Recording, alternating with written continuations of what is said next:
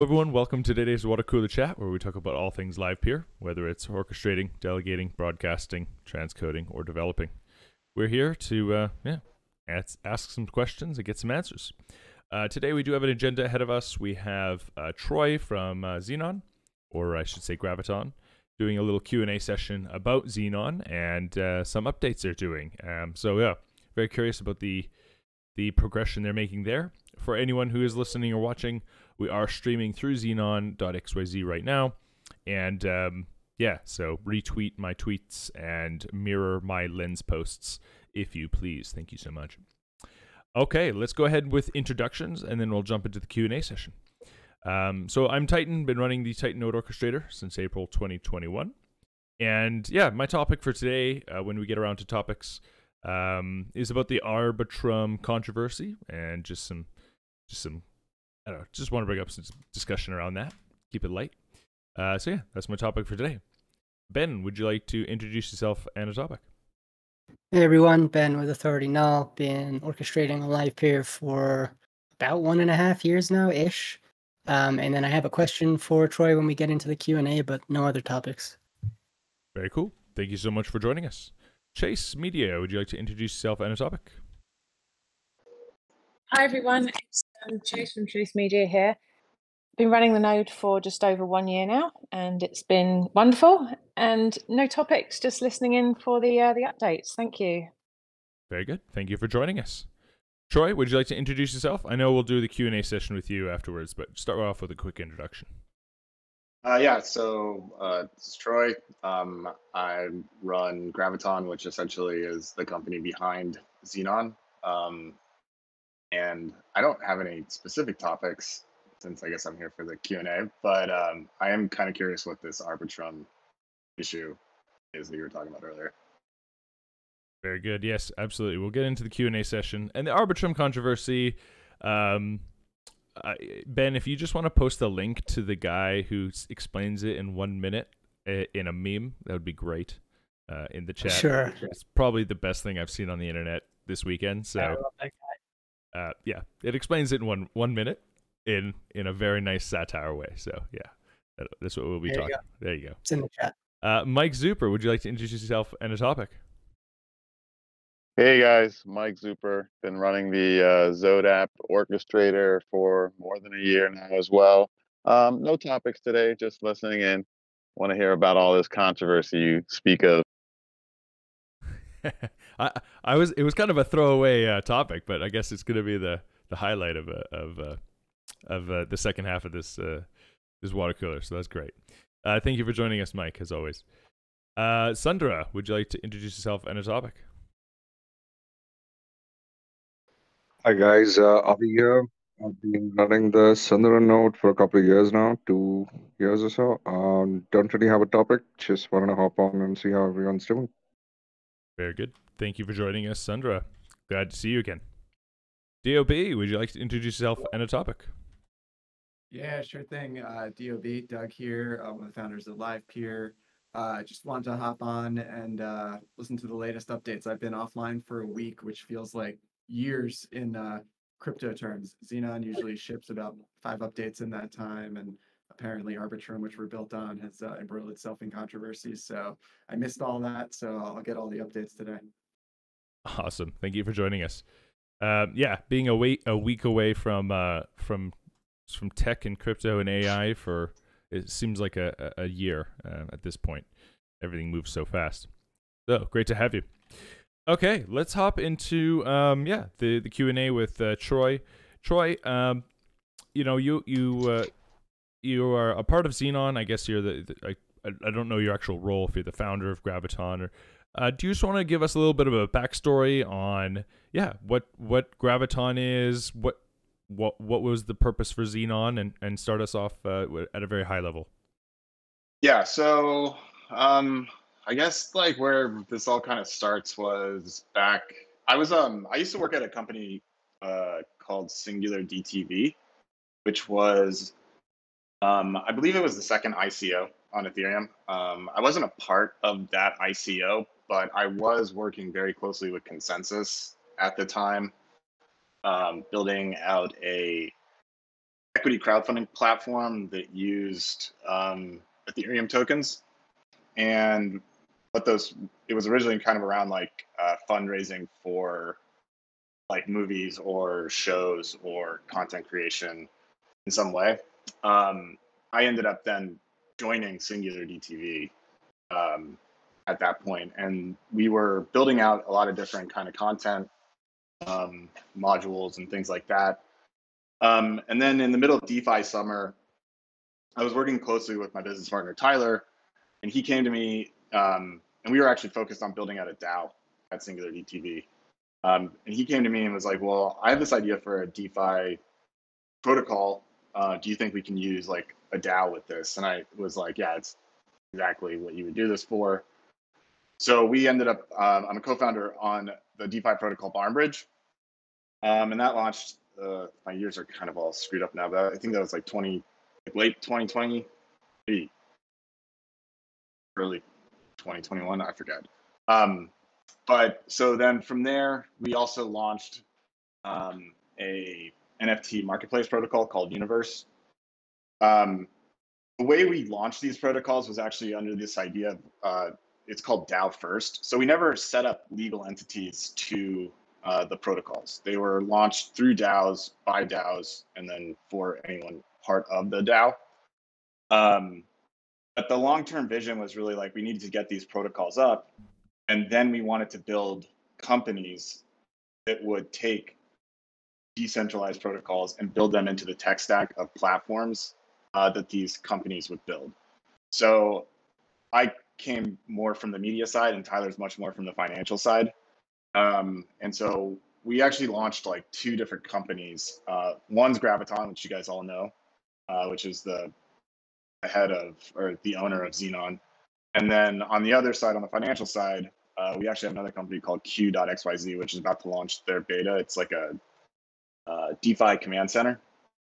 And so what these companies do essentially is they go around and they find protocols that are working in the areas that we want to build platforms, and then we go and take those protocols and we build them into the stack, and then we create the front ends and add all the bells and whistles and everything else you kind of need to, for a platform to be running, and those are then controlled by the companies.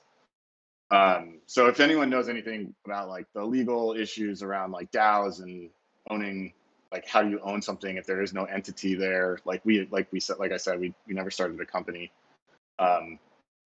It's very tricky. So yeah, so we got the protocols up and running. Then we went and built the companies, and now the companies are launching the platforms that use decentralized protocols in their tech stack. And yeah. Fascinating. Sounds like a long journey so far, and yet we're just beginning. So yeah, it sounds like you've got a lot of things happening. How much time do you spend allocated towards Xeenon right now? Xeenon is probably like 95% of my working day, depending on obviously like what other things are going on. But for the most part, it's like 95% of my time is spent on Xeenon or doing biz dev for Xeenon. It is the flagship product of Graviton, so like almost all resources are focused on Xeenon currently. Very good. The name Xeenon, how did you come up with that name? So Xeenon, so like I said, Graviton came out of Universe. And Graviton is the theoretical particle that holds the universe together. Essentially, it creates gravity. And we wanted to kind of stay with the particle physics kind of idea of where like we kind of like our roots came from. So we played around with a bunch of different names. One of them was originally actually like wormhole, because that kind of played into the universe idea. But the issue is like you have to kind of find a name that doesn't have a bunch of trademarks against it, and that's really hard to do. So some of my background is actually working, like I do a lot of photography and everything, and the early flash bulbs for cameras, the way they worked is they actually had the element xenon in them. which created the light. And so we kind of just landed on that name, and everyone liked it. And so it also rhymes really well with Xenon. So we kind of just ran with that. Very good. That's where the name came from. Yeah. I love it. I love it. Okay, I want to dive into a little bit more about these updates that you guys are doing with Xenon. I believe tomorrow you're actually releasing an update around the creator economy, around incentivizing through getting paid through live streaming. Do you want to tell us a little bit about what the update is and what your thought process behind it? Yeah. So the update really went live like 2 Tuesdays ago. So I don't know the exact date. I think it was the 21st. But it's only been available to the NFT beta tester holders. Essentially what it does is the backend is actually tracking the amount of time someone is streaming on Xenon. And then we take that, and then we take the orchestrator rewards that we get in ETH, and then we distribute those out to the people according to how long they've been streaming. So it allows for us to reward streamers without the use of advertising or fans having to pay them, which is like a pretty big improvement over most sites where, like, if you look at something like Kick streaming or Twitch, you have to have like a certain threshold of like followers and everything. But what we do is we just start people off, and then they're able to start earning on day one. So in the very beginning, like right now, it's just based on like the amount of time you stream.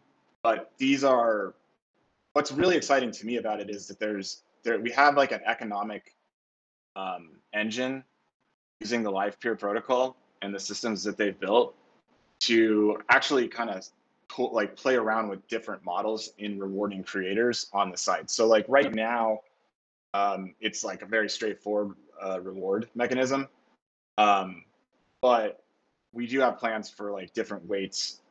It might also be that like longer term, we don't like you actually don't get rewarded from that if you're a big streamer, right? Right.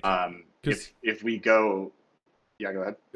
Because I'm thinking, like, how could you reward everyone all the time? Because where does the money come from in the first place if people are getting rewarded for it, right? Yeah, so I mean that's coming from the protocol, right? So are they getting rewarded through LPT inflation or through ETH rewards for transcoding? ETH rewards through transcoding. So like if you I put out an article. We started up the orchestrator, I want to say about a year ago now, and we left the fees and the cuts really small, like on our end. So because we just wanted to incentivize people to come and use our orchestrator, like stake in our orchestrator.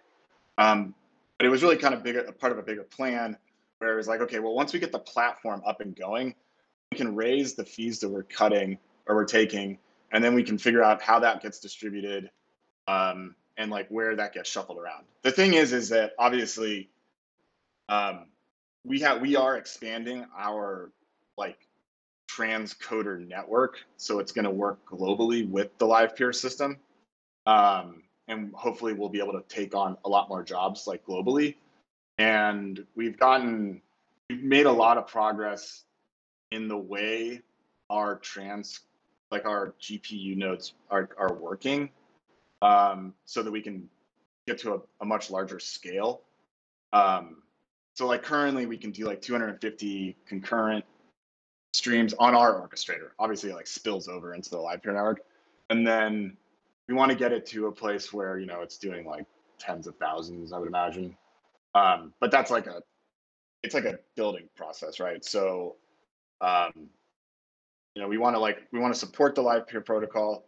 And then also we want to like incentivize people to use our transcoding kind of like network in some way. But again, it's coming in ETH, right? And it kind of depends on like how many people are using the network at the time, how much we can give out, and how much we can handle. So we have to kind of find this like this kind of like middle ground, because like we could just dump a ton of money into like expanding it, but that really isn't a smart move, because we still have to build like out a really kind of comprehensive platform. So we grow the network, like our orchestrator network, or our transcoding network, along with the platform, and then hopefully at the same time, Livepeer, the protocol, its usage is also growing through like people can see what we're doing, other projects can like find out about it and start using it, and it kind of creates like the hope is that it creates this kind of positive feedback loop for the entire like Livepeer ecosystem in some way. So like I think I've described it to like Doug before as like we're like kind of doing like biz dev in a certain way for the protocol. But like I was saying though, like long term, does it really make sense to reward all streamers if they've already become a successful streamer? Like I kind of like this idea that what we're doing is supporting like smaller streamers in a new way that other places can't really do that just yet, or they can't do it because they don't use a protocol like Livepeer. So it's something that we're going to toy with and we're going to play around with probably for the next couple of years and really kind of try to find the sweet spot on what works the best. I'm a big fan of supporting small creators in any way possible, because you know, just making a little bit of money is better than making no money. Yeah, right? Of course. Yeah, definitely. I mean, I've had my YouTube channel for 2 years now, and they still won't let me monetize it. Right. Yeah. Exactly. Yeah. It's or a like huge you get to monetize immediately. Yeah, like it seems so unnecessary, but whatever, they have their reasons.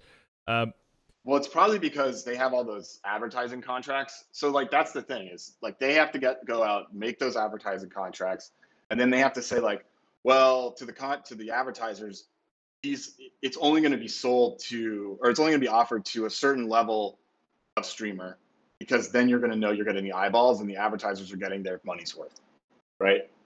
So, and that, like, I get that from an advertiser standpoint, where they're saying like, well, we don't want you to just give it to everybody. And also the company probably wants to make sure, like YouTube or Google wants to make sure that they're maximizing their returns for the advertisers, because you know that adds to the deal. So I mean, I understand from like that's the traditional advertising model. We have a different service that we can do different things on, and play around with it and kind of evolve it as we go. But like I could 100% see us like going and doing advertising for like larger streamers and stuff like that. Like if you look at like what Kick's doing, like they're splitting it like 90-10, which is an incredible split, because I believe like Twitch right now is 50-50 or something. So they keep 50% and then they give 50% out. But Kick's doing like 90% to the streamers, which is having an amazing effect on their ability to like vampire attack Twitch a little bit. And so you probably see all those people on Twitter being like, yeah, come over, Kick streaming, like get my follower count up and all that kind of stuff. Definitely. So the question about the economics of this sharing transcoding fees with streamers.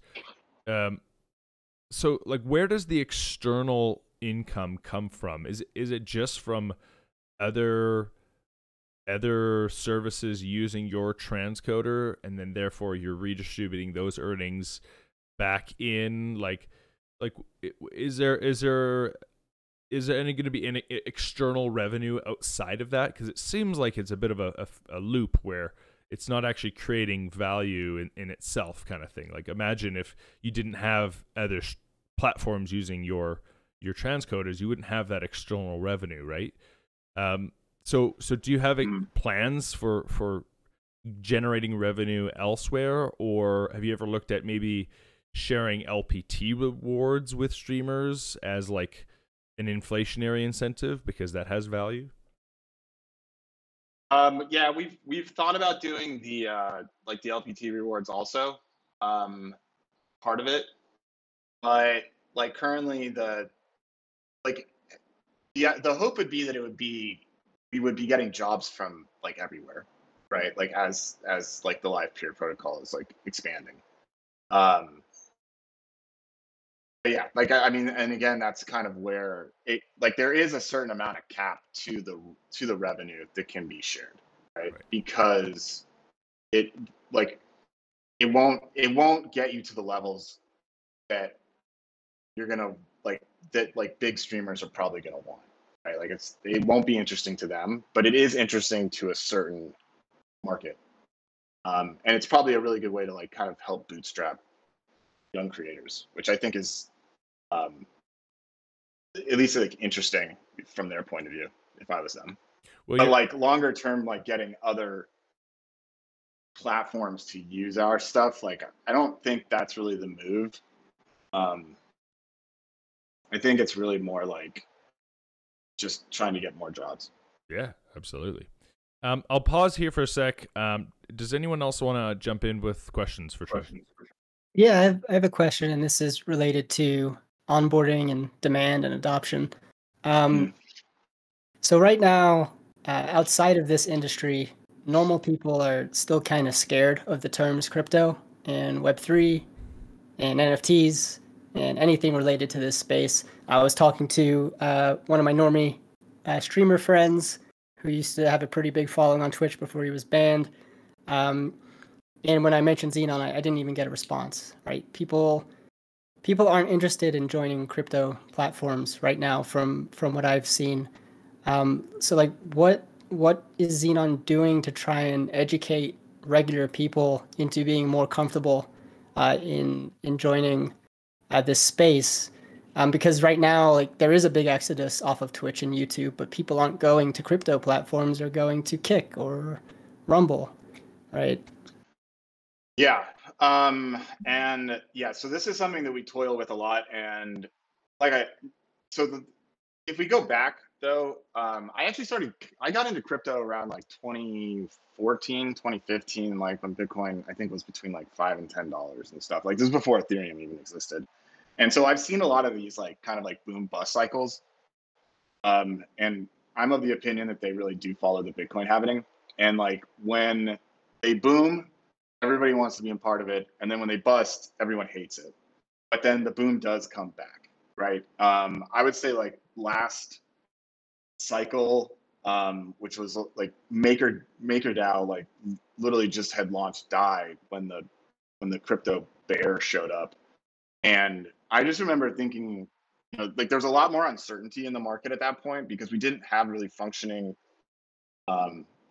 dApps, or what I would really consider more to be like the protocols these days. So, but then you saw things come out like Aave and Compound, and it was like, okay, well, this is really working. We have stuff here, but everyone was like kind of curious, like, well, are we going to have another cycle? And then we had another cycle, and it was a really, really powerful cycle because we had all these things already kind of built. Like Livepeer was part of that, and the problem is that there's always this kind of like people get burned badly, right, when the bust happens, and then they say, I want nothing to do with this, it's all a scam, and then they just don't even want to like see what's there. And I definitely feel like we're in a place like that now. So when we were designing how we wanted Xenon to really function, we are a Web3 media platform, but we do try to like obfuscate most of the Web3 functions if you don't want to have your wallet. So one of the things we really focused on was like finding a provider that would allow people to sign in to the platform, but never have to download MetaMask if they really, really didn't want to. Or, well, yeah, or like get a ledger or something like that. Like how, like where can we do that? How can we make this a much easier like onboarding? So a couple of weeks ago, we introduced Privy, which was one of the tools that we were like, I was very excited about getting it on there because now you can actually like sign in with your telephone, Twitter, Google, or Discord. But Privy also has a bunch of other things in the works, right? So like there's going to be a built-in fiat on-ramp.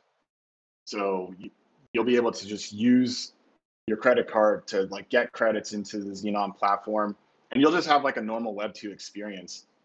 But like the platform, like us, will be handling and making sure that you have easy access to like we're gonna have people be able to trade NFTs and stuff like that, and we have other Web3 mechanisms that are built into the platform. But if you're not a MetaMask degen hardcore user of Web3, like you'll just be able to use our platform like anyone else, like any other platform that you'd be able to use. So it's definitely a balancing act between explaining to people what we are and then trying to read if they're cool with Web3 or not. And if they're not cool with it, I almost never mention it. And I'll just be like, yeah, it's a new streaming platform that uses like decentralized technology in its tech stack. And that usually Awesome. kind of gets by it. But yeah, but see, like the flip side of it is like we're gonna go through another cycle, and then like everyone's gonna want to be in Web3 again. So it's hard to like right now we're just in that part of the cycle where nobody wants to be a part of Web3. But this is usually probably from my experience, now is the time when you really want to be building the stuff that will be part of that next big cycle. And there's no way we're not going to be doing like Web3 stuff inside of the platform. Like it is a Web3 platform. And like we have a bunch of other things that are coming that will be using Web3 in really interesting ways, in my opinion. Hell yeah, I think that a fiat on-ramp for credits is a pretty big deal. In combination with logging in with Google and Discord and whatnot, that'd be really nice to see on Xeenon.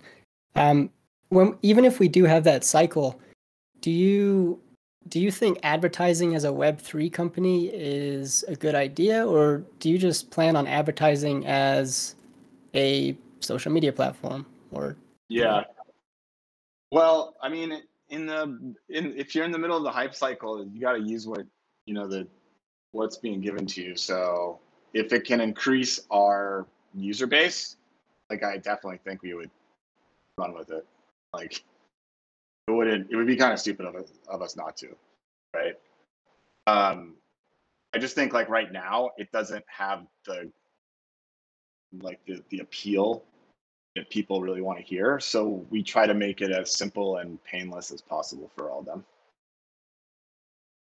awesome. Have you guys thought at all about like building for the Web3 streaming use cases, like trying to attract, like this water cooler chat's a good example. We're streaming it through Xeenon, but there's tons of DAOs and communities and projects and use cases that are Web3 specific versus like trying to fight that fight of hiding the Web3-ness while you attract the normie mainstream streamer. Yeah, so like at times like we approached some of the stuff we were originally doing before we had Privy integrated was we wanted, like, if you look at it, we have like the NFT gated viewing sessions. So other Web3 media kind of like news sources we thought would be something that people would want to use this for, or DAOs, like when they would want to come in and maybe only have a developer talk for people that hold their token, right? We do have some stuff that's in development that is very, very pointed at Web3 communities, but I'm not ready to go public with that stuff yet. But the too long didn't read is, yeah. I just haven't found that there's been a lot of like interest from those communities, like in the same, like they want to see it like get successful first, which yeah, that's just been my kind of experience, like in us doing like biz dev for it. That's tough because like all of these platforms on Web3 are all trying to get successful. They're all starting from scratch, right? Like they should probably understand like platforms like Xeenon could really use some love from these bigger projects. Like there's a lot of movement happening in the NFT space right now. It'd be fantastic to see some of them utilize Xeenon. And I think they would if they just saw the value that's there already. I 100% agree. I think some of the other issues is that we haven't had like the full feature set built into the platform, right? So like we only just got notifications. Search just showed up. Like being able to follow and subscribe to people is only 2 weeks old. We're going to be having direct messaging added in probably the next 2 weeks. So my biggest focus has been really around making the site feel as complete feature set wise, and then really, because like that's been some of the bigger feedback is like, okay, well, it's like, but it's just a brand new site, so it's not at that level that everyone who comes to a social media site expects for things to be available. Right? There's a lot of feature sets that people just expect. So in my opinion, I think we got there like 2 weeks ago, with like the addition of notification, subscribe, and like search, and then obviously like the comments on VODs. And there will be other social media aspects added into it, and we will be using decentralized technology for that. So it's just a building process. But yeah, it's, you gotta find the product market fit. But people expect, a lot. Yeah, people have high expectations for fully built services nowadays, right? Like Yeah. if you built the version 1 of Facebook and it came out today, everyone would be like, yo, this thing's broken. Like, where's all my features? Yeah, exactly. Like there's just a lot, and you have to kind of make decisions around what do you think is going to have the biggest effect on people wanting to use your platform. I think like paying people, like small streamers is a big one. But then they also, if they can't have their fans follow them on the platform, then you're never going to attract anyone, right? Like it's just like small little things, because if you're a streamer and you're running your business, what you go and try to get people to like give like one-on-one deals with advertising is buy your follower count. And we only had that introduced like 2 weeks ago. So just, you have to kind of think about, well, who's your audience and who's your client, and then you start building the features up around that. And that's why we kind of were hoping that like the NFT gated viewing and stuff like that, like those would be used by someone like, like something like Bankless, right? Like, I mean, they're like a huge example, and they make a lot of money off of their YouTube advertising. But you could have like this as a platform where you can come in and like only your NFT holders can like see your stream first, and then like the information goes out later, things like that. Yeah, I think it's an uphill battle to try and just build until you have every feature that a Twitch user has come to expect through their 15 plus years of development. But you will look at the sort of unique advantages that you have that Twitch will never have because of your deep like Web3 integrations, or you're building on these open protocols, and then you just like nail what that delivers to your users, such that they can't live without it, even if you don't have every other feature. And it's a hard journey. We've faced the same thing at Livepeer. Like, we launched livepeer.com as the first version of the end-to-end streaming platform, and it was just clear pretty quick we'd never have every feature under the sun that some of these 20-plus-year-old all-in-one video streaming platforms would have, but we did have specific advantages that they would not have anytime soon. So just really had to lean into those, and we're still on that journey, right? Still haven't nailed it.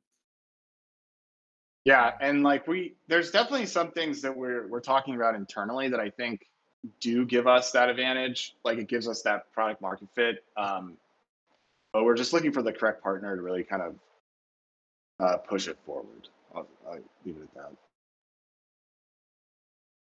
Yeah, talking about long-term visions, I like how Doug is a long-distance runner. It makes me feel good knowing that he's got he's got the stamina, man, to take this idea and keep it going. I was It's the whole thing's an ultra marathon, man. Been through many cycles. There you go. I love it. I love it. That's I don't think I could ever run a marathon. I'm a better what is it? I'm a better door than I am a runner, you know. Okay, cool.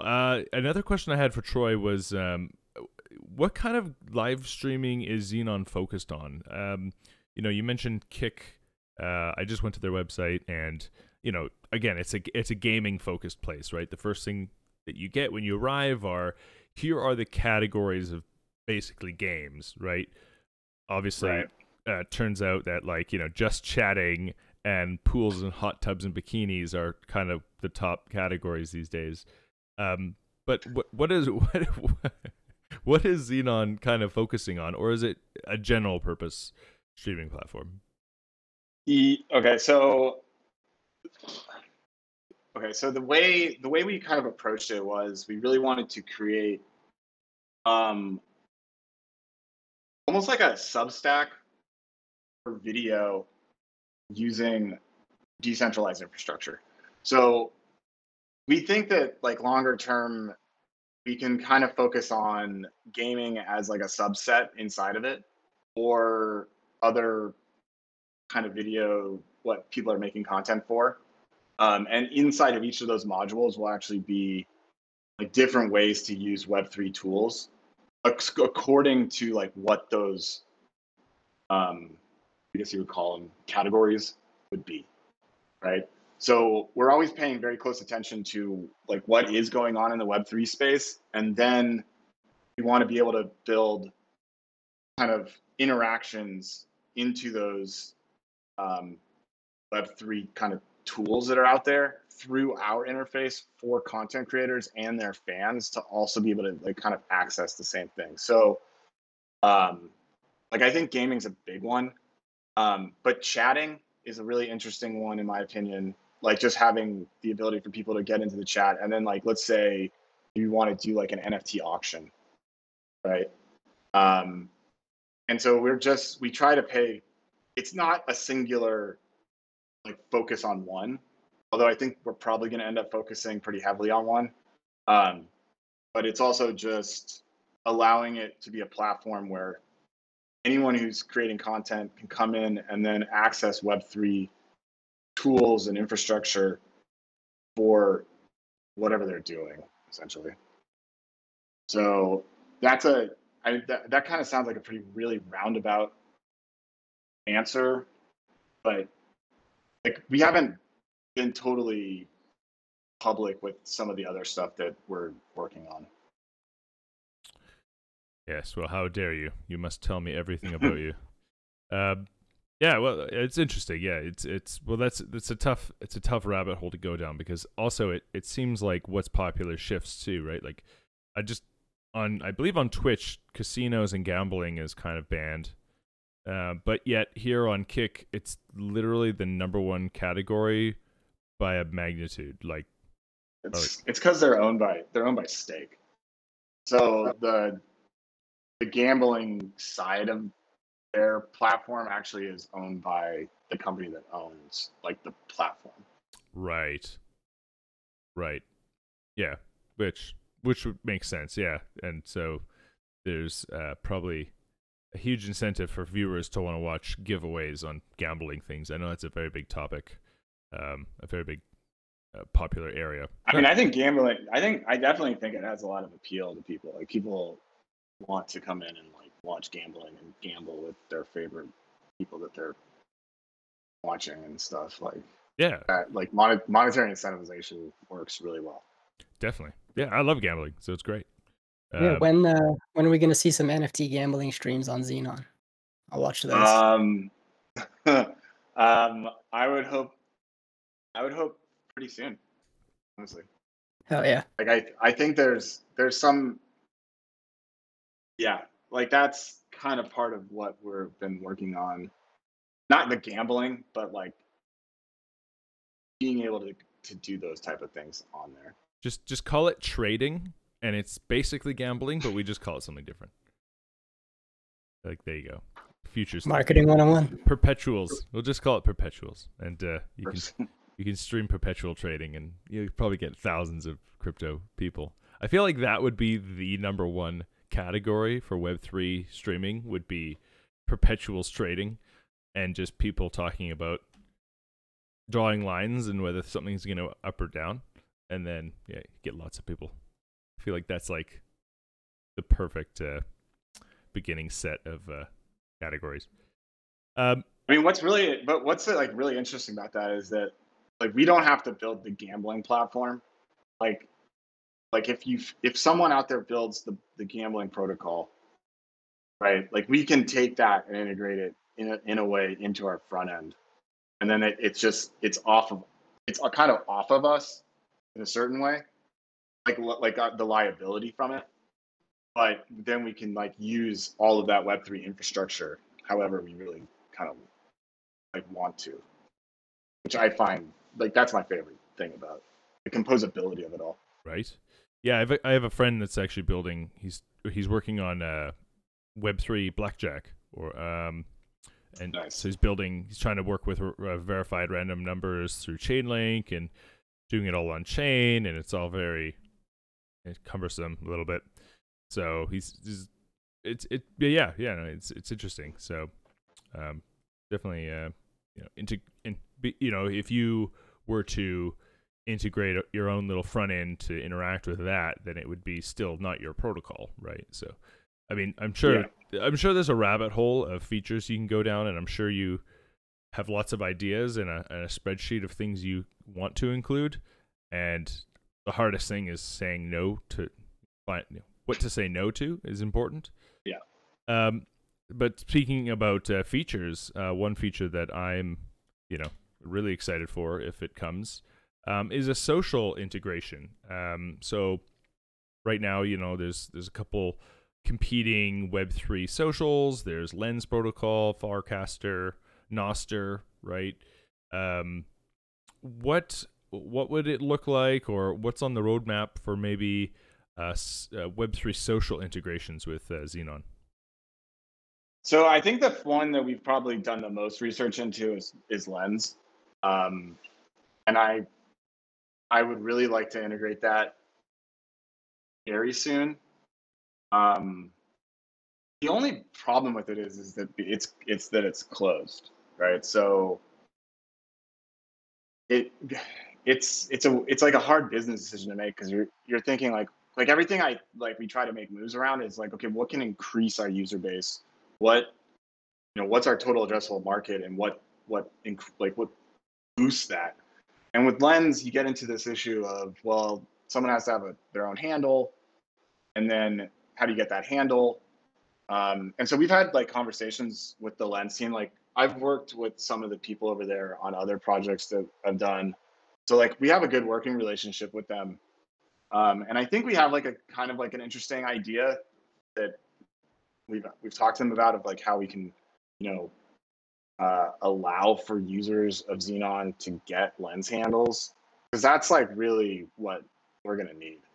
And they seemed receptive to it. So I would like to see that added very soon. Like in our designs, we have like the integration like kind of like in there for certain things. So I would imagine that's probably like, I don't want to put any time frames on it, but maybe like a month. Okay. So, because like I'm like super bullish on Lens. It's actually my number one platform that I post on nowadays. And I know it's closed, and all my friends asked me to get handles, and I submitted an application, and it's been 2 months, and they still haven't replied. And like, yeah, it's like, it's not great that it's closed, but I mean, Chase and I have both seen the magic of Web3 social. It's absolutely incredible when you start digging deep into it. Like we did a Waves 3 post, and it didn't work properly, and like the whole front end was like glitching out, and the deposit we already put into the contract, and it was like, oh no, like, are we gonna lose our money? And then we were like, wait a minute. We just like went to the contract and it was like, hey, listen, like if, you know, it's just like you can just withdraw your bond if you just interact with the contract directly. There's a function for it.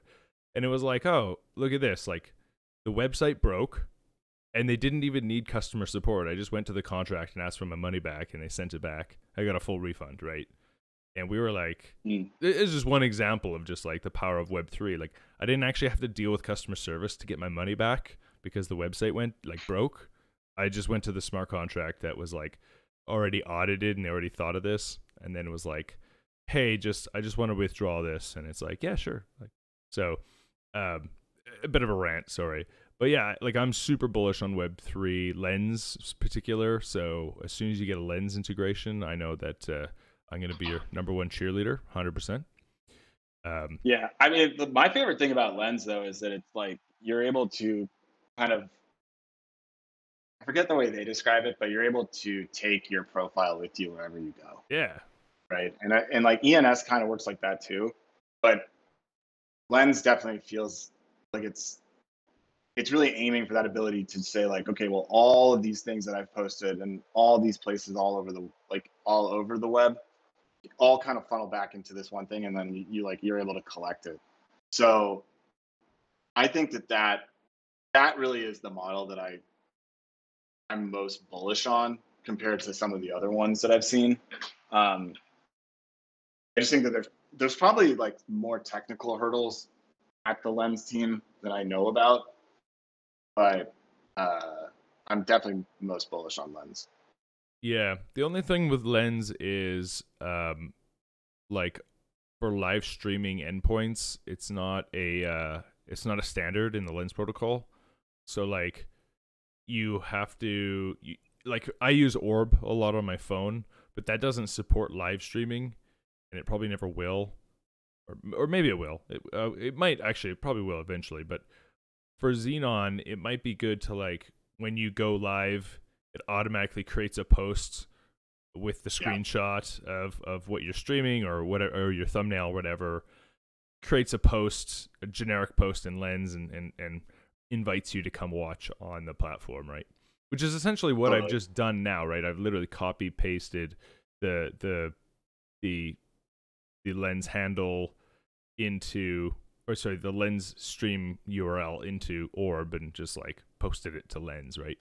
So would just be a convenient thing if it was built in. But yeah, no, it's interesting. So you're thinking Lens over top of something like Farcaster or Noster. Have you explored those other protocols? I've looked at them a little bit. I haven't gone like deep on them, but Lens just seems to be the kind of the one that philosophically I get the most, I guess I would say. Sure. Great. Any other questions? I want to open it up. If anyone's got more questions for Troy, please jump in right now.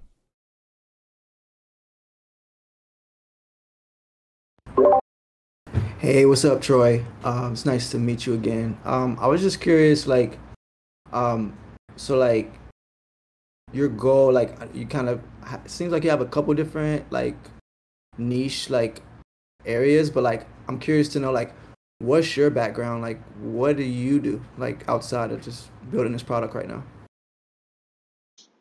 Well, if you go back, my background actually before I got into like software development is I actually used to work in like Hollywood. So I used to work kind of in the back office in like film studios and production companies. But my full-time job for the past, I don't know, maybe over 10 years now has been like building software for Web3, like blockchain. So from like doing DAOs to building protocols to I'm building platforms using those protocols. Yeah. Dope. So you kind of have like a similar background to me, because I used to be in the music industry in Hollywood for music. So like now it's like I'm building a software for like basically what I've been through to fix it. You know what I'm saying? Like all the extra stuff you got to go through, right? So like cut the middleman and just like, but in order to do that, we had to build like a video streaming platform, and then we built an advertising. So we have like 4 or 5 different platforms. But Now what we're doing is like merging all these platforms together, the metaverse side of it and everything. So like everything kind of is cohesive. And then we kind of reached out to some Web 2 tools like Spotify and like Beehive, where we could start our own publication. So like now, like we're taking all these platforms and bringing them into these Web 2 tools, to where like the goal is to like bring them from Web 2 eventually into Web 3, into like our own like, you know, ecosystem type thing. Yep. Yeah. That's sounds pretty much the same. Mm-hmm.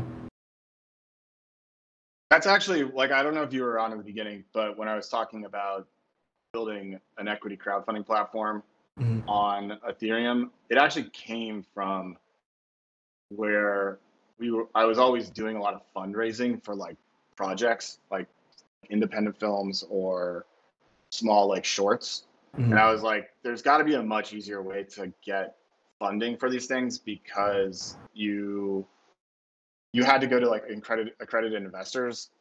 But I wanted to use like Web3 tools for this. And so when the Title III crowdfunding like laws came out that allowed for platforms to actually to allow people that weren't accredited, I thought that would be a really interesting way to like do sales for indie films, which is where then after that I kind of got into working at Singular VTV, which was like this decentralized movie studio. I think that was the term on it. But I got way more interested in the technology behind it. And I wanted to build DAOs and stuff like that. So yeah, I mean, it's been kind of a interesting ride. I think that's an interesting like position too, because yeah, you're right. There are a lot of like films and documentaries and so forth that need funding. And I think maybe you can look into Gitcoin. They have a new they have their what is it, whatever the term is, quadratic funding protocol that's coming out. So that might be something you can plug into your, you know, where okay, you present your pilot, boom, if you're interested, right, you can maybe, I don't know, use that protocol in some way to raise funding using a quadratic formula that it doesn't matter how much you're putting in, but the number of people maybe contributing instead, like that type of thing. But yep, I don't know. Yeah, no, I think there's, I mean, the funding in Web3, like different ways to do it. Like I think there was some really interesting things that came out around people were like offering NFTs to do fundraising. Like I helped fundraise for, there was like a documentary that's coming out that was all done through NFTs. But ongoing development and like funding for those things, like I think we can probably do a lot better. So I've been following that Gitcoin stuff for a while. I look forward to seeing it in action. But I definitely think that there's going to be opportunities out there for creators to be able to launch their own fundraise through the platform using, you know, something like that, right? Like a decentralized protocol, which is that would fit very much in line with kind of our philosophy of taking a lot of different decentralized protocols and then building them into our tech stack and then offering the tools specifically around their use case of what they want to use it for, right? And then we just run the platform for them. Have you heard of metokens.com yet? I don't think so. Okay. So yeah, we there's a protocol we kind of built, a couple friends from I don't know, we do DAO stuff too, like you. So I work with like DAO House and Metacartel and stuff. So so yeah, we got the Me tokens where it's they can actually be tipped in their own token, and their token can have a value. It's so check it out. It might be something too that could be useful for you. You can use our smart contracts and stuff or whatever, and just let me know. Yeah, this is interesting. We actually were doing another thing called we were thinking about launching it in conjunction with Xenon. It was called Hadron, and it was almost like a social token. But we pulled back on that at the end, like kind of close to the end of last year, because of the shifting regulatory setup in America. And we wanted things to kind of shake out a little bit more before we even launch something like that. Like, I mean, I don't know if you saw like Rally like just shut down, which I thought Oh, was by really? far the most. Yeah, it was by far the most advanced social token setup that I had seen. For sure. And I was really surprised that they shut down, especially considering the backing that they had in Hollywood. And so, yeah, it was just kind of Yeah, like, that is interesting. I remember them. They had like Post Malone and stuff, right? yeah, they had like some pretty, like they had major backing from one of the top, like the big three agencies. I think it was like, it might have been Endeavor, or it might have been like William Morris. I can't remember. Okay, yeah. But if you know, the other side to that to me was always around like how are you doing the market making for those tokens, and I thought we had like a really interesting solution to that, but it just was such a crackdown that we had like a kind of like internal conversation and also a conversation with our board members, and everyone was just like, don't go down that route right now, like just save all the code and like let's just focus on the streaming platform, because that's the one that you're probably not going to get like hit on right away. Yeah, it has to make sense in conjunction with it. And I think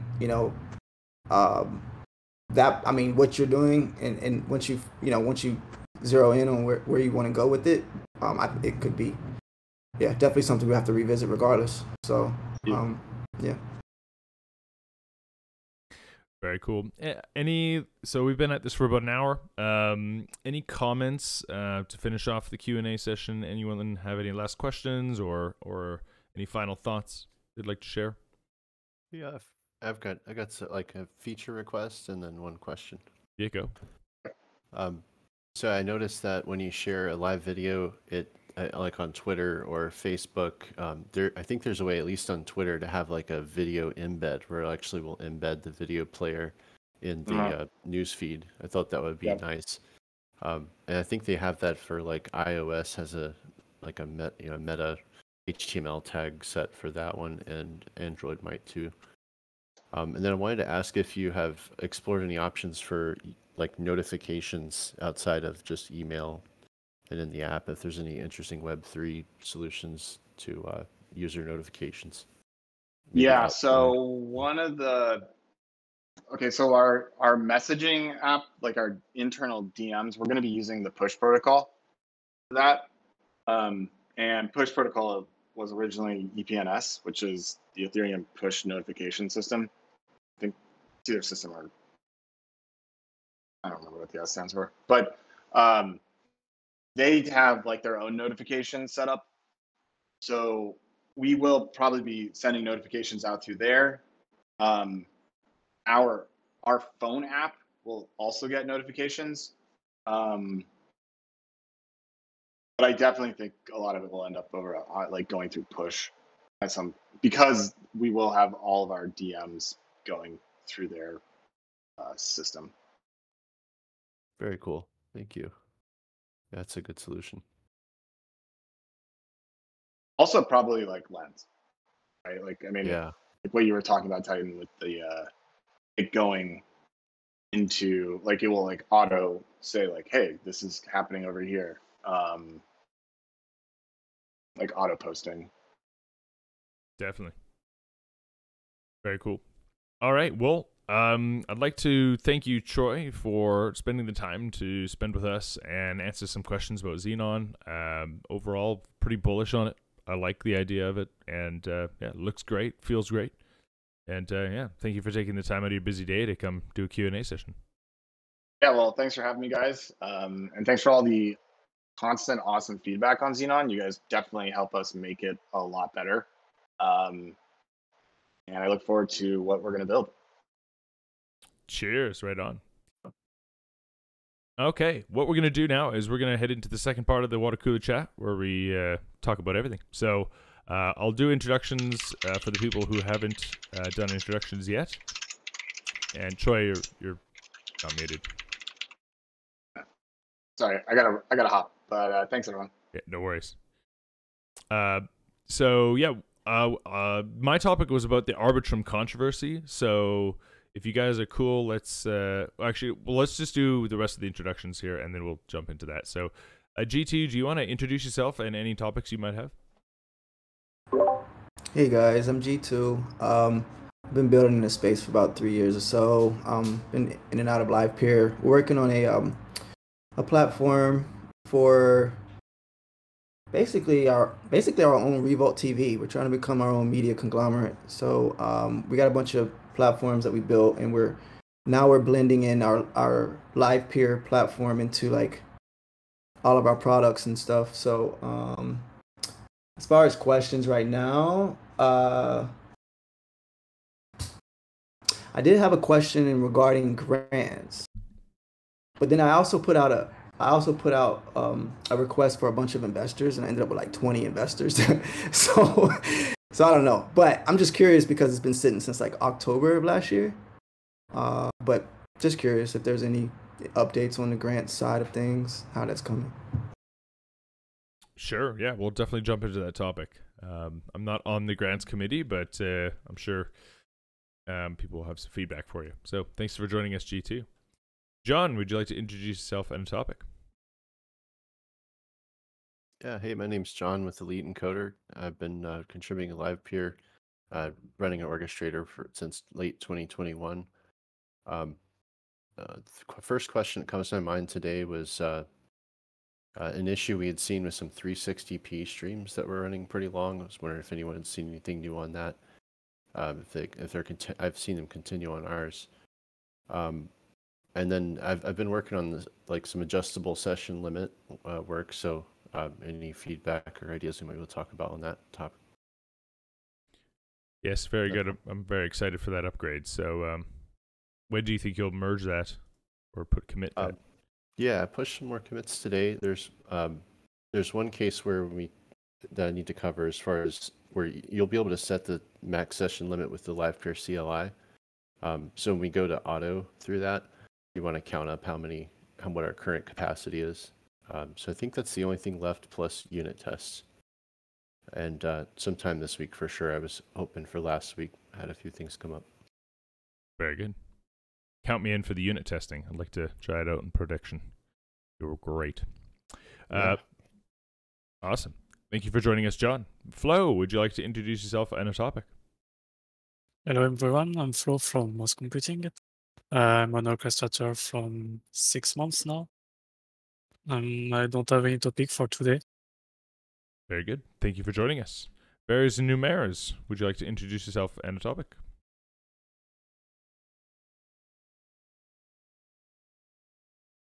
I cannot hear you. You might not be muted. Perma-muted. Yes, we cannot hear you, Varys. Sorry. Gonna have to leave and come back. He was Frank. speaking in whale. In what? In whale? Oh, there you go. Yeah. Yes, whale noises. Bringing them up. Frank, would you like to introduce yourself and a topic? Yeah, hello guys. I'm Frank. I'm running Ultima Russian node since 2 years now, and I have no particular topic. Thank you. Very good. Thank you for joining us. Varys, I see you're back. Would you like to introduce yourself and a topic? Can you hear me now? Yes, sir. All right. Yeah, so I've been running my Where's in the Mercedes orchestrator since 4 years. No specific topic, just a quick reminder for those who are running ETH nodes that you need to upgrade to the latest client versions by the 12th of April. So you need to upgrade your execution and your consensus client by then for the upcoming hard fork. Very good. Thank you for the reminder. I think I got mine updated 2 days ago. And if you're running Aragon, then you need to update again because the update they put out for it turned out to have a bug, so they updated it again. So just to keep that in mind. Okay, cool. Let's hop into some of these topics. And as always, Varys, thank you for joining us. Yeah, well, I'm going to start off with the Arbitrum controversy because that has been a very interesting week. For those that weren't here in the introductions, yeah, basically Arbitrum doing some weird stuff, the foundation. And if you want a quick breakdown of what happened, feel free to scroll up in the water cooler side chat here. And Ben posted a 1-minute video of someone explaining it in a satire.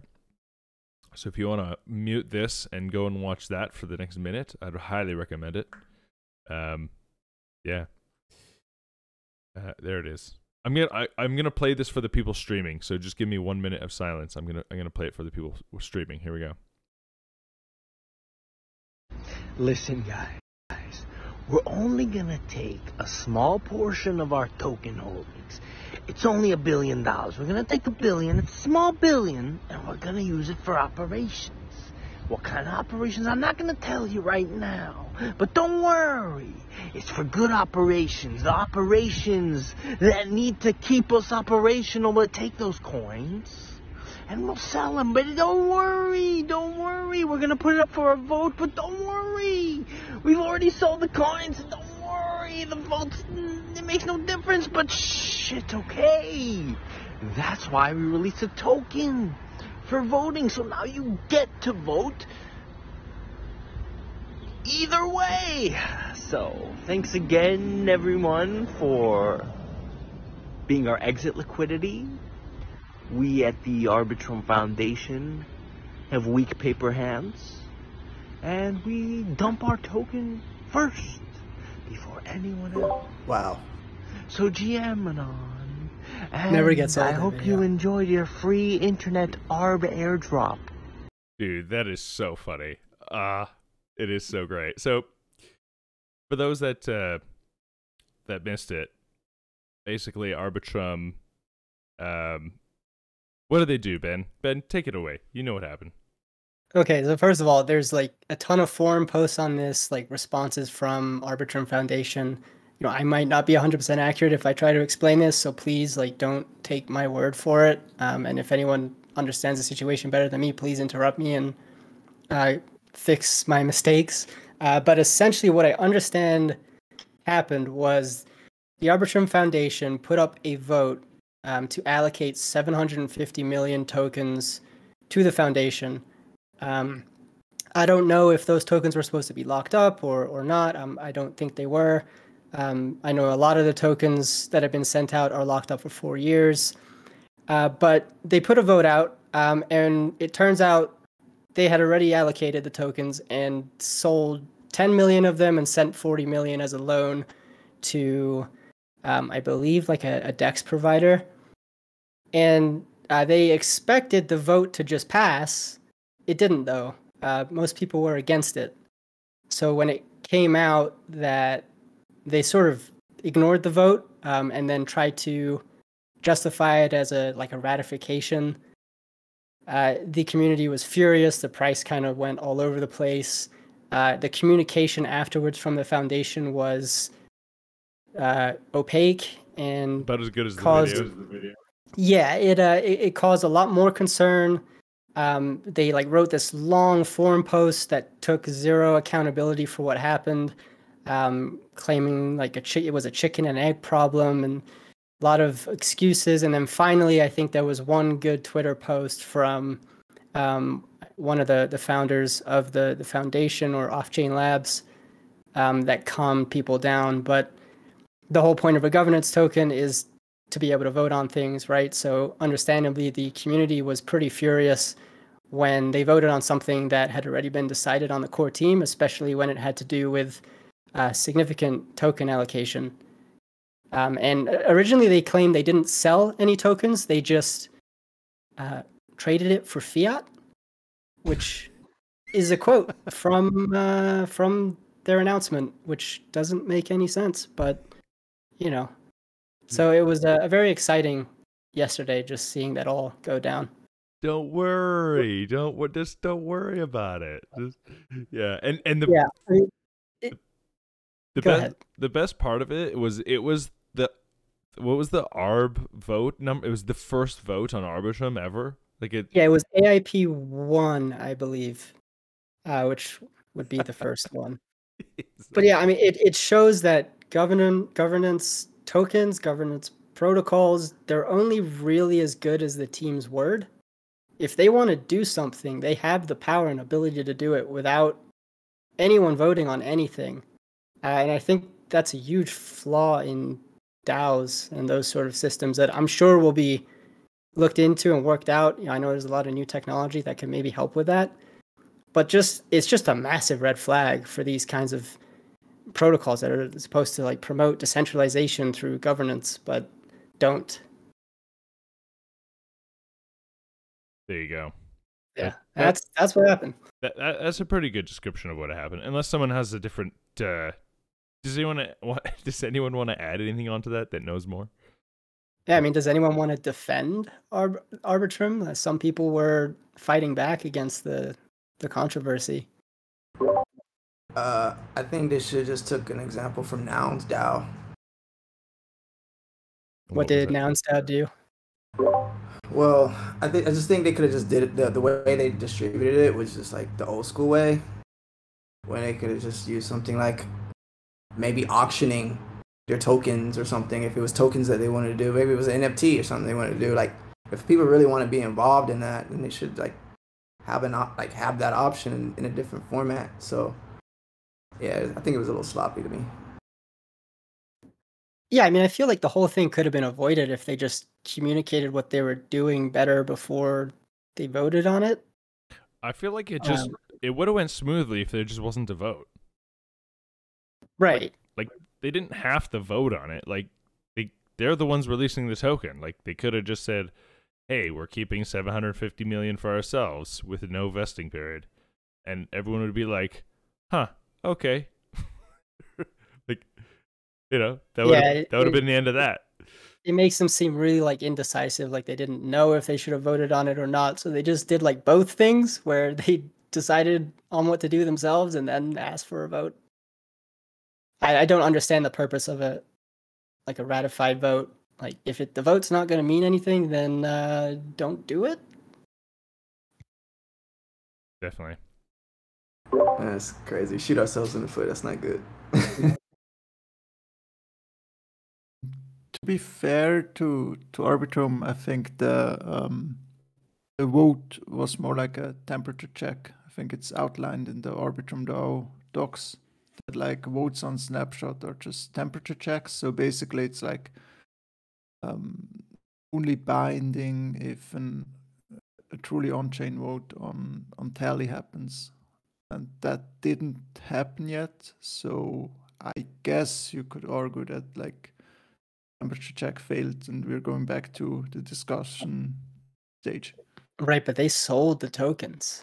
That's the biggest issue for me, is they took the temperature check, but then they already sold 10 million tokens and sent 40 million away. Yeah, their communication was really like awful on that one. Yeah. So does that mean Optimism is ahead of Arbitrum now? Oh, no, I don't think so. I mean, Arbitrum itself is a really, really powerful network, right? I think they made the space look pretty bad. Like in the wake of all this FTX stuff, like the last thing we need is more people laughing at the space and calling it a scam. Do we want to talk about the throughput and the issues that we had for Arbitrum on that day that the token was released? I think we already did, but I think Arbitrum got up to like 34 transactions per second and we're breaking already. I think they only have one. It's a centralized sequencer, right? Currently, I think they're trying to push for a decentralized model. So I think it was because of that, maybe. But someone else with more experience can probably tune in there. So one issue was that like all the third-party node providers were basically overwhelmed and down. And even if you had your own node running, I connected my MetaMask to my own Arbitrum node, the gas price estimations were not working correctly, so I had to manually adjust the gas price. And then the third issue was basically that you got hit by RPC call limits, I think, to the sequencer, So basically, too many people were trying to send transactions to the sequencer, and that caused them to limit the amount of RPC calls. So I think it's not really a technical issue with regards to throughput, more like a infra issue. They weren't prepared for that many requests. Right. Because, I just, there's this L2 beat activity scale here for layer 2s and stuff.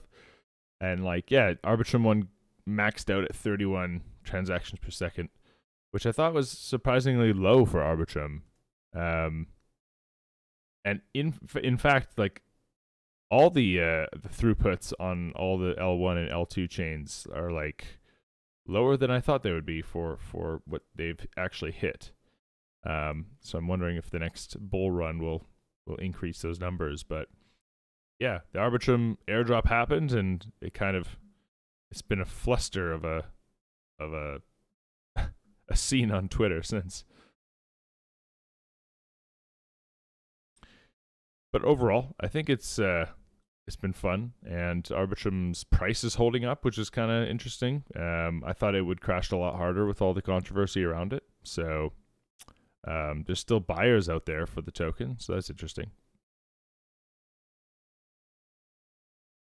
Yeah, it didn't go under $1. Right. Yeah. Any other questions about the Arbitrum controversy? I think we pretty much covered it, but anyone else have an opinion on it? But just in general, I'm curious about voting with ARB tokens, and if it might be sort of a different topic, but could the Livepeer community have sort of a super delegate where we, as orchestrators might want to delegate towards someone who kind of is a representative on our behalf, instead of kind of maybe having multiple delegates in the Livepeer world? You can delegate your tokens to me. I'm available. Okay. Same. I self-delegated. Yeah, same here. I'm still getting familiar with, I didn't know there was an AIP proposal up, so I would have participated if I was more in tune with it. So that might be good to have someone who's more, following that closer. Yeah, I don't think I'll be a good voter, so probably don't want to delegate your tokens to me. Is there any financial upside to delegating, or is it just a simple vote proxy? And are ARB tokens inflationary at all? Do we know any of these tokenomics? Actually, I have no idea. No idea. I assume Varies might know a little bit. No? Yes, no? Yeah, there are inflationary, but they also have a max cap. I'll link the docs to the token economics in the side chat. Cool. All right. I like it. There you go. Let's move on to another topic. John, you talked about... Oh, actually, before we do that, I'm going to head over to G2 and his grants question. G2, what is your question around grants, and what are you seeing? And maybe we can help you. Yeah, so we submitted back in October a GitHub submission and whatnot for the grants program. And we for a while we just kind of sat and it was like, let's just start building it. We'll hear from them eventually. So we started building, and then we were right. I don't know, I think it was maybe February or March or something like that. We finally heard something. And I think his name was Hans or something like that. And I reached back out after the message, but I still haven't even gotten set up a meeting with them or anything. He reached out on the GitHub, we responded, but so I'm like, okay, maybe something happened in the market, and maybe they just couldn't do it. The grant at the time was for $50K, and really it was just the reason why we even did $50K was really to negotiate, because when it comes to building, I think it's really marketing that's the part that costs more than anything. But So we just like, all right, let's do that 50K. We'll negotiate and figure out like how we can, figure that out, that number, whatever. So we just haven't even gotten to that point to like, I know they were interested because we built like we're using DAOs and things like that behind, to curate what, viewers are seeing and whatnot. You know what I'm saying? Like, but I don't know. It's just like I just don't know what happened. It's like, okay, we reached out, we got this private room and everything, we chatting and stuff, and nobody like talks to us about Grant anymore. Like it's especially after the like SVB thing, it really got quiet. So I don't know what happened, but I was just curious if anybody knew anything. Can you link your grant application in the forum chat? Yeah, go ahead and link it there. And like I said, the grants committee is very slow at getting back to anybody, and I've had them ghost me in the past. So yeah, you just need to like, if you really want to pursue the grant, you have to like really pursue them, which is really unfortunate. I wonder if there's a better way of doing that, but yeah, just in its current form, it's very you have to pursue them pretty hard. You basically have to pursue them to the point where they make a decision, which is yes or no. Otherwise, it will just get pushed back so far that nothing might even happen. So yeah. Okay. This is the best feedback I can give you. If anyone else has any more input on that. At least I know it wasn't just us. Yeah, like I've made a grant where no one even replied, and then like a year later, they just closed it. And I was like, oh, okay. So, yeah, it can happen. Yeah, there you go. So yeah, pursue it hard and get them to say like, get them to give you a reply and just be relentless about it. Yeah.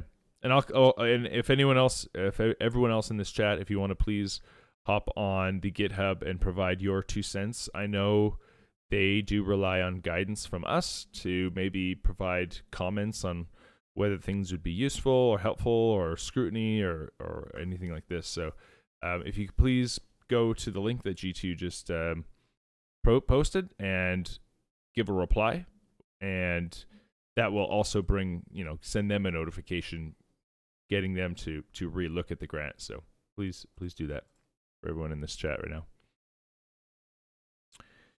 Very cool. Okay, John, you talked about 360 PP streams and and your auto maxSession limit.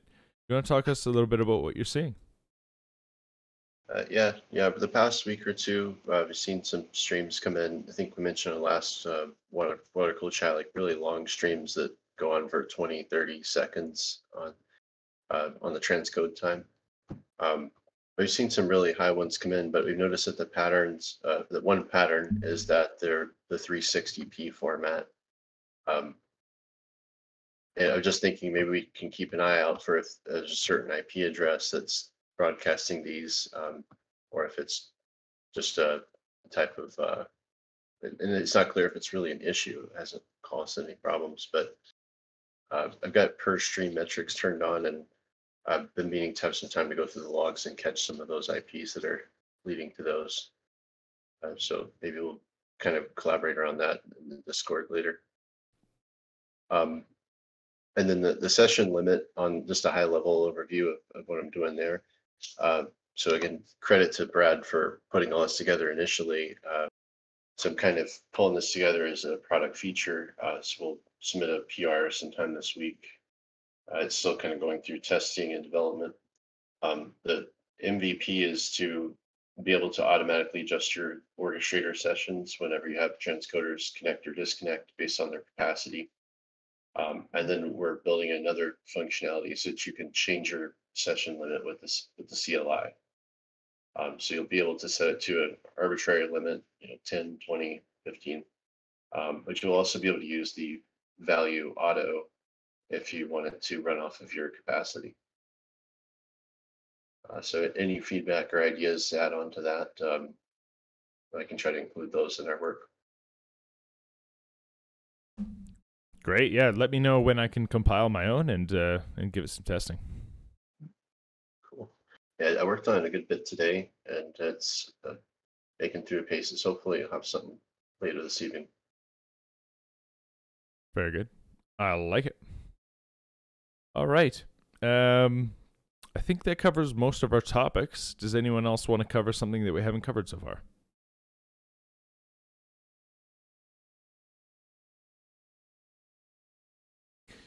Very good.